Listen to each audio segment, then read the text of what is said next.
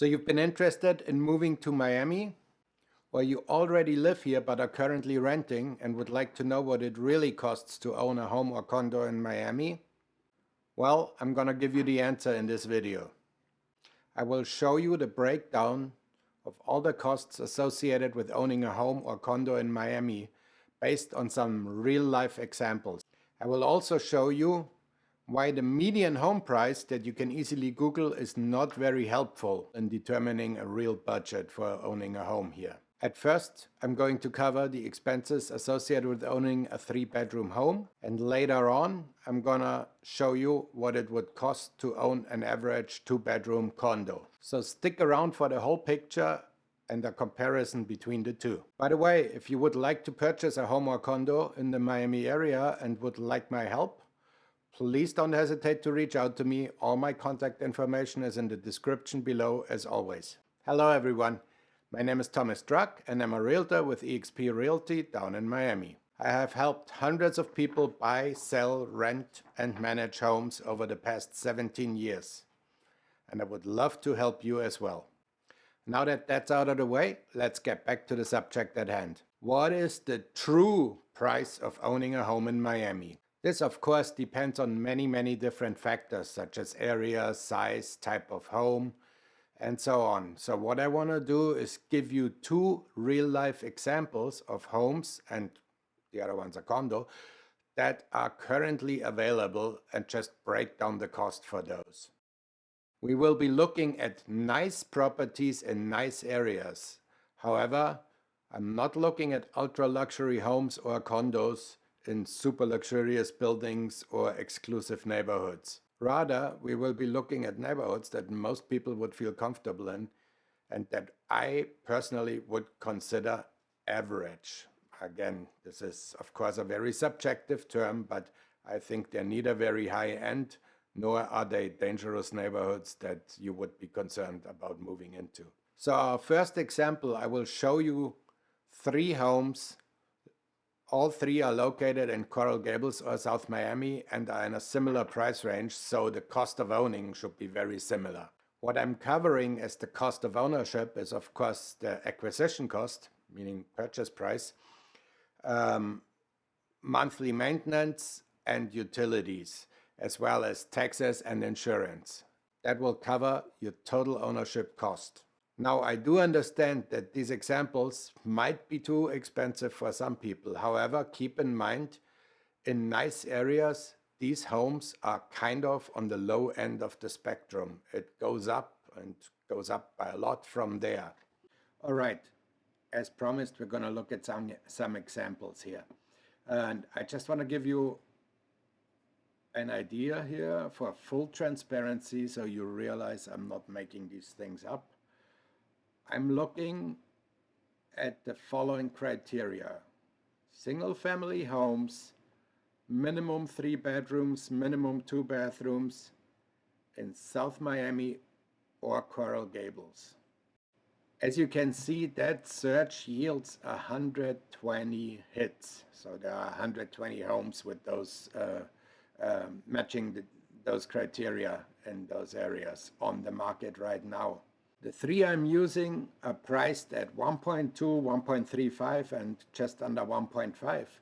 And in the list, they are the 11th, 14th and 18th cheapest of all the homes available. Now, if you want to know why I didn't use the 3 cheapest, for example, there is a reason. It's not that I don't want to show those, but if you look at here, the very first one, $920,000 is 1,241 square feet. That is not a suitable family home for, 3-bedroom. Let's say you have a couple with 1 or 2 kids. This is not suitable, and it's still not a cheap home. So again, it doesn't make sense to me. I think you're better off spending 1.2 for a real house than 920 for something that's 1,200 square feet. Of course, if you want a 1,200 square foot home and that's all you need, nothing wrong with that. But I don't think that suits most people, so I did not choose those examples. So I want to show you really quick what you can get for these prices, okay? Here we are, 255 Grand Drive in Coral Gables. That is a nice home, in my opinion, on a decent sized lot, located very centrally in Coral Gables.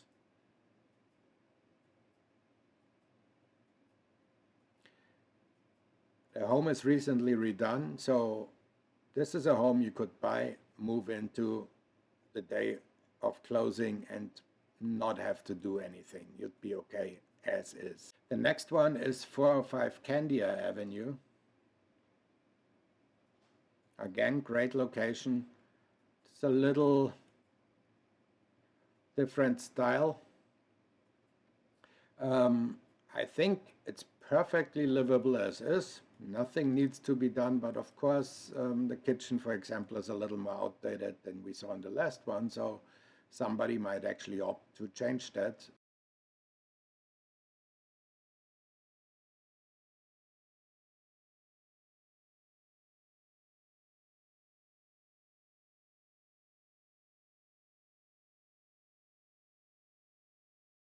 And then last but not least, this is a little higher priced, so it doesn't fit perfectly into our example, but I wanted to show it because I think this is a very good value.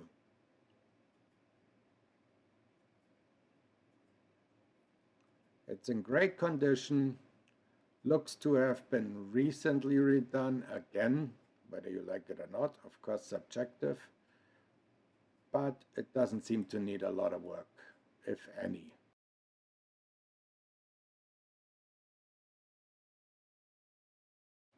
You also have a nice covered patio, a pool as you can see in the back there.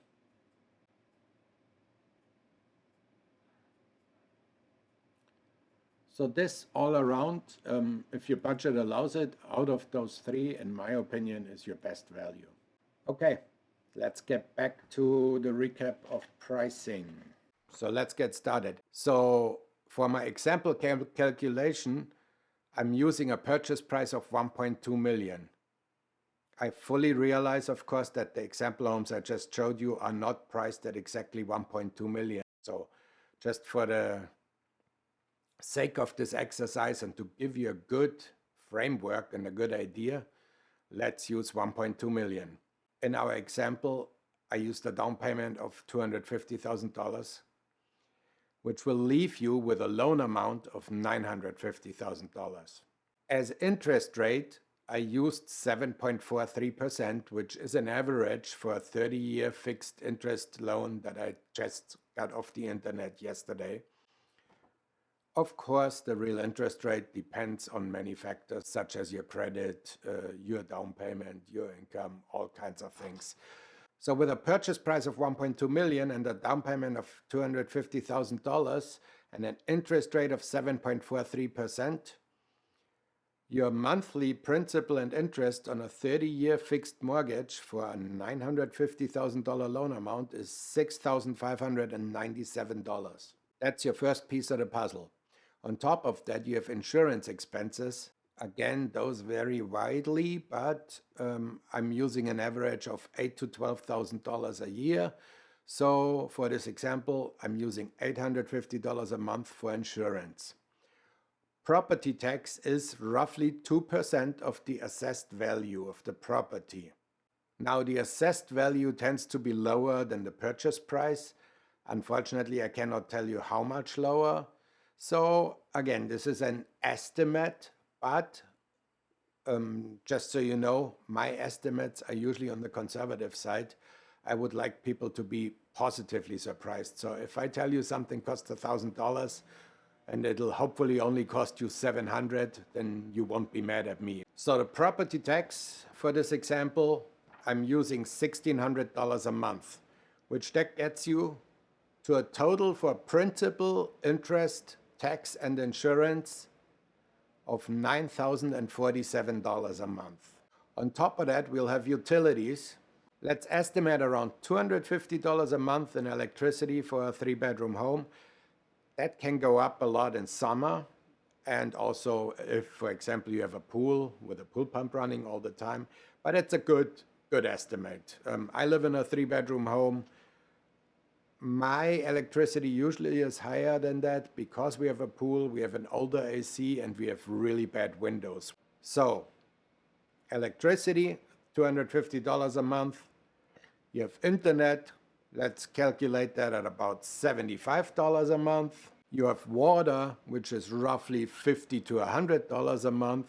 You might have cable TV or streaming services. Again, those could range between $50 to $300 a month, depending on what package you wish to subscribe to. So that brings us to roughly $9,500 a month, which is the true cost of owning a 3-bedroom home in a nice neighborhood in Miami. Keep in mind that does not include maintenance. I have not included a landscaper, which you can estimate about $150 a month, a pool guy, which is also probably $150 a month, and then just general repairs that will come up that you should budget for, and probably put another couple $100 a month aside so you're prepared when repairs come up. So again, call it an even 10,000. Now, if this sounds shocking to you, my apologies. I don't make up these numbers. This is actually the true cost of owning a 3-bedroom home in a nice area. Can you get something cheaper? Absolutely. However, there are many, many, many much more expensive properties in Miami as well. By the way, remember how in the beginning I said the median home price is pretty useless for determining your budget? Well, here's why that's the case. Let's look at what a quick Google search about the median home price in Miami turns up. As you can see, in August of 2023, the median home price in Miami was $689,000. Now again, I'm not saying they're lying, that is true, but that includes all the homes in neighborhoods that most of us do not want to live in. So the reality is, the actual price for purchasing a home is going to be much higher than the median home price that you will find in an online search. This is the reason I said it's not a very helpful tool for determining your actual budget. So for the next example, I'm going to use a 2-bedroom, 2-bathroom condo in downtown. And I'm going to show you 2 different apartments that are currently on the market, and again, run the example based on an average of those 2. So here are the examples of the 2-bedroom condos in downtown, and I'm going to apply the same principles I did for the 3-bedroom houses, right? So if you look, criteria is 2-bedroom, 2-bathroom, downtown or Brickell, nothing else. We have a total of 233 available condos right now with those criteria. And they range in price. I mean, the first 100 range from $375 to $849. And just to give you an idea, the most expensive one currently is $3.4 million. The ones I'm using, again, sorting by price from lowest to highest, are number 21 and 24 on the list. And again, I picked those because I believe they're a decent value, they're in nice buildings, they're an okay size. So without further ado, here's Brickell on the river. Nice unit with a view of the Miami River.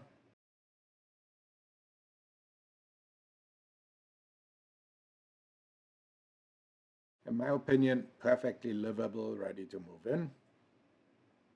Second one is at 1 Miami East, which again has a water view, except this time it's not of the river but of the bay.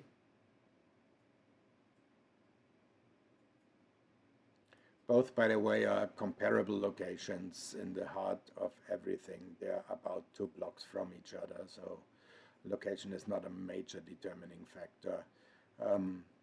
Maybe, you might have a preference for being north or south of the Miami River drawbridge. So this one is north, the other one is south.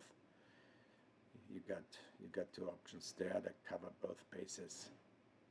And again, a nice, completely livable unit. So to calculate the price of owning a condo, I use a purchase price of $630,000 as my basis. And same as on the homes, whether that sounds cheap or expensive to you, it is on the lower end for a nice 2-bedroom in a nice area. Now we need a slightly higher down payment for condos. If you want details on that, please reach out to me. I don't want to get into too much detail on financing, but you should consider a 25% down payment when financing a condo. Otherwise, it can get very difficult. So that gives us a down payment of $157,500, which leaves you with a loan amount of $472,500. To make the comparison more meaningful, I'm going to use the same interest rate of 7.43% and the same 30-year conventional fixed rate loan. So your monthly principal and interest based on this example is $3,281. Your monthly maintenance fee on a condo like that is roughly $1,100. Property tax, we're going to calculate at $1,000 a month, and insurance, I'm going to calculate at roughly $150 a month, which gives us a total ownership cost for a 2-bedroom condo in downtown of $4,581 a month. That includes principal, interest, tax, and insurance, and building maintenance. Utilities, water, that's one advantage in a condo, is usually part of your maintenance fee, so your water cost is zero. Internet, same thing, we use $75, same as on the house. Electricity should run you roughly $150, $175 a month. Of course, same as on the house, it'll be higher in summer, lower in winter. One advantage, these are newer buildings, you definitely have impact windows which have much better insulation than you find in a lot of older homes. You're also surrounded by other apartments which also help with insulation rather than having an attic above you that gets really hot and sucks out a lot of your energy. Last but not least, we'll use cable TV streaming services. Those could range anywhere from $50 to $300 a month, depending on what you want. If you sum it all up, your total cost for owning a 2-bedroom condo in downtown is just around $5,000 a month. There you have it. I hope you find this information useful. If you would like more details about the general cost of living in Miami, including car insurance, health insurance, groceries, dining, eating out, and so on, please look out for another video titled Cost of Living in Miami that I will be releasing soon. That's it, guys. Good, better, and different. These are the real prices of owning properties in Miami. Thanks for watching. See you next time. And of course, feel free to reach out to me with any questions you might have.